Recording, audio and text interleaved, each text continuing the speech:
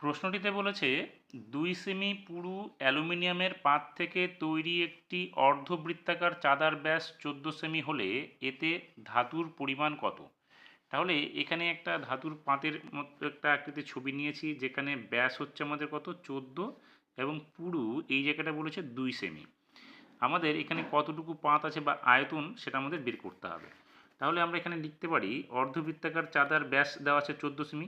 তাহলে এখানে আমরা লিখব অর্ধ বৃত্তাকার চাঁদার ব্যাস সমান চিহ্ন 14 সেমি। তাহলে আমরা ব্যাসার্ধটা কত পাবো?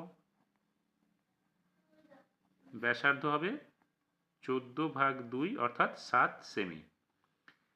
এবার আমাদের কি বের করতে হবে? আয়তনটা বের করতে হবে। তাহলে আয়তনের সূত্র কি? ক্ষেত্রফল ইন্টু উচ্চতা। এখানে যেহেতু একটা পাত বলেছে, তাহলে আমরা কি করব, এই বৃত্তাকার ক্ষেত্রে ক্ষেত্রফল কি পায়ের স্কয়ার এবং উচ্চতা এখানে আমরা ধরে নেব 2। তাহলে পায়ের স্কয়ার ইন্টু উচ্চতা, অর্থাৎ এখানে অর্ধেক যেহেতু, তাহলে আমাদের ক্ষেত্রফলটাকে ভাগ করতে হবে 2 দিয়ে। সেক্ষেত্রে আমরা লিখব অতএব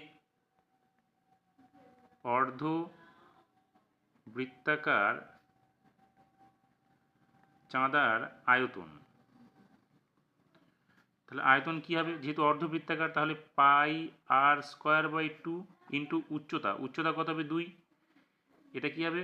ঘন সেমি হবে। তাহলে এখানে 2 2 কেটে যাবে। পাইয়ের মান কত? 22/7 ইন্টু আর স্কয়ার। আর বলতে কত? এখানে আমাদের 7 বেরিয়েছে। তাহলে 7 গুণ 7 আর স্কয়ার যেহেতু, তাহলে ঘন সেমি। একটা 7 এখানে কেটে গেল।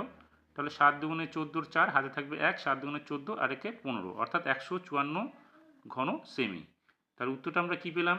আমরা পেলাম যে ওই এখানে যেটা চেয়েছে যে এতে ধাতুর পরিমাণ কত।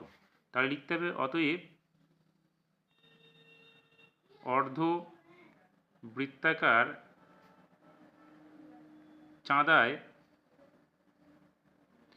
ধাতুর